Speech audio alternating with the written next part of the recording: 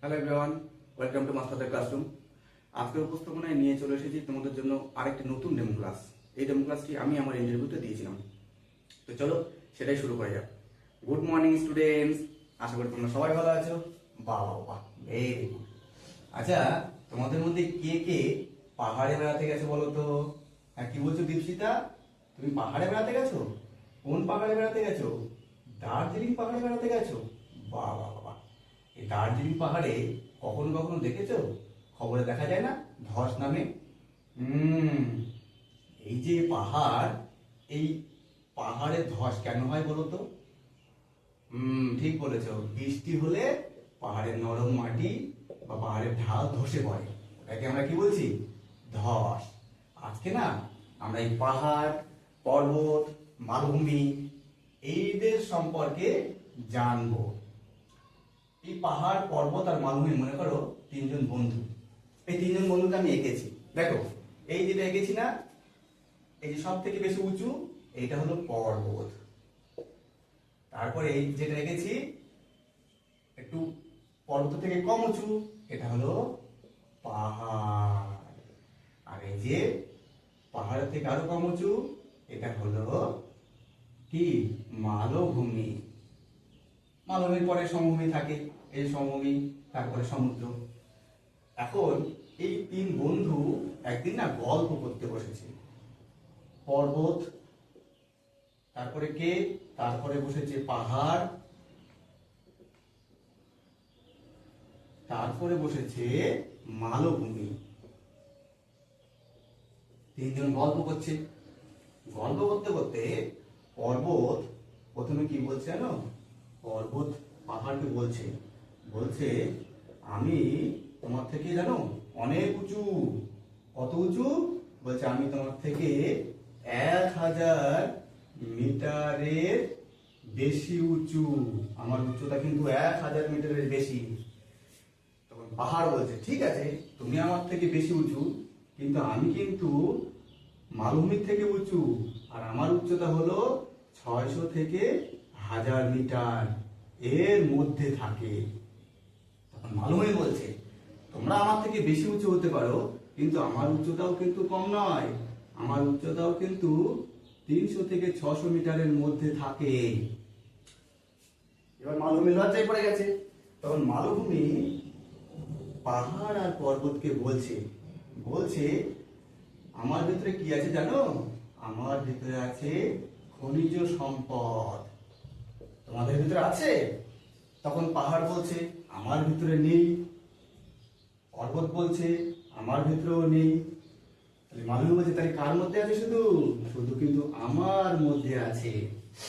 এবার পাহাড়, পাহাড় বলছে তোমরা দুজনে তো ভালোই বকছো, তোমাদের মধ্যে এই আছে ওই আছে, তোমরা বেশি উঁচু, কিন্তু তোমাদের উপরে কেউ বাস করে?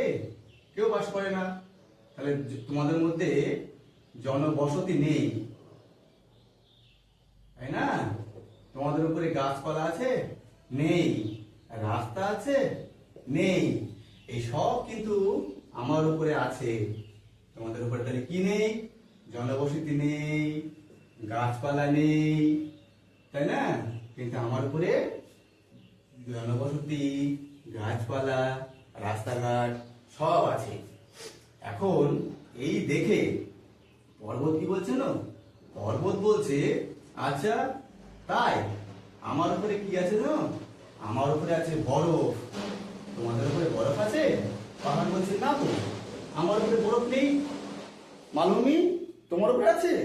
মালভূমি বলছে না, আমার উপরে। এবার মালভূমি কি বলছে জানো? মালভূমি বলছে ঠিক আছে, তোমাদের উপরে বরফ আছে, কিন্তু আমার উপরে নেই, ঠিক আছে, কিন্তু আমার কিন্তু উচ্চতা তোমাদের থেকে কি কম।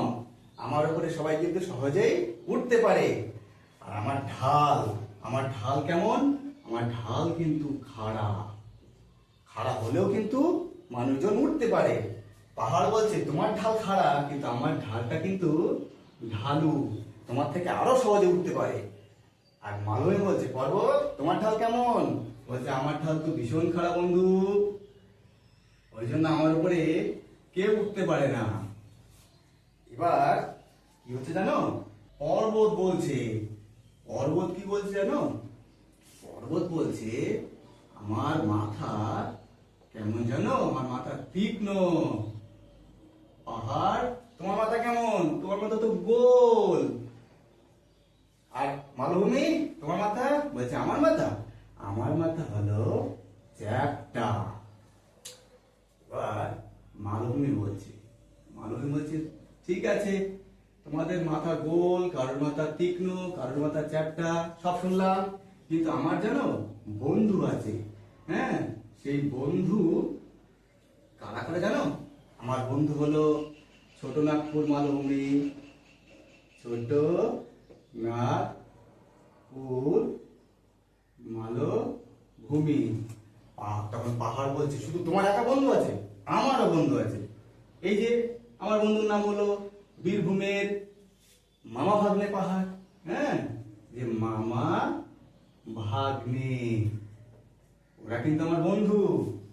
আর পর্বত বলছে তোমাদের কিন্তু শুধু একা বন্ধু নেই, আমারও বন্ধু আছে। আমার বন্ধু কে জানো, সব থেকে বড় হিমালয় পর্বত। তাহলে আজকে বুঝতে পারলে পাহাড় কি, পর্বত কি, মালভূমি কি, বুঝতে পারলে না? আচ্ছা, এই পাহাড়, পর্বত, মালভূমি, এবার এদের মধ্যে তোমরা সহজেই পার্থক্য বুঝতে পারলে।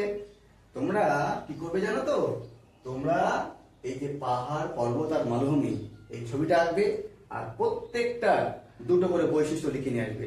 কালকে আমি দেখবো। তাহলে আজকের পাঠে তোমরা কি শিখলে, পাহাড়, পর্বত আর মালভূমির ধারণা। তোমাদের বাড়ির কাজ দিয়ে দিলাম, ঠিক আছে? Very good. নমস্কার। তোমরা চাইলে আমার মতো করে ডেমোটা দিতে পারো, বা তোমাদের মতো করে গল্প বানিয়েও তোমরা ডেমো দিতে পারো। তোমরা যদি দেখো যে ইন্টারভিউ রুমে তোমাদের সময় কম দিচ্ছে, তাহলে দেখো আমি এখানে 7টা পয়েন্ট দিয়েছি, তোমরা 3টে পয়েন্ট দিয়ে তোমাদের ডেমোটা শেষ করে দেবে। ওখানে প্রায় 3 মিনিট কম লাগবে। আর একটা কথা তোমাদের বলে রাখি, নেক্সট তোমাদের জন্য জাতীয় শিক্ষা কমিশন, এনসিএফ, এনপিই বা এনইপি, এই নিয়ে একটা সুন্দর টিউটোরিয়াল তোমাদের জন্য তৈরি করেছি, এবং একগুচ্ছ প্রশ্নের সমন্বয়ে ওটা তৈরি করা, যাতে ইন্টারভিউ রুমে এই টপিকের উপরে বা শিক্ষা কমিশন, এনসিএফ এর উপরে যদি কোনো প্রশ্ন করে, একটা প্রশ্ন যাতে তোমাদের কোনো সমস্যা না হয়। আজকের ডেমো ক্লাসটি এই পর্যন্তই। দেখা হবে অন্য কোনো ভিডিওতে। ততক্ষণ সবাই ভালো থেকো। টাটা।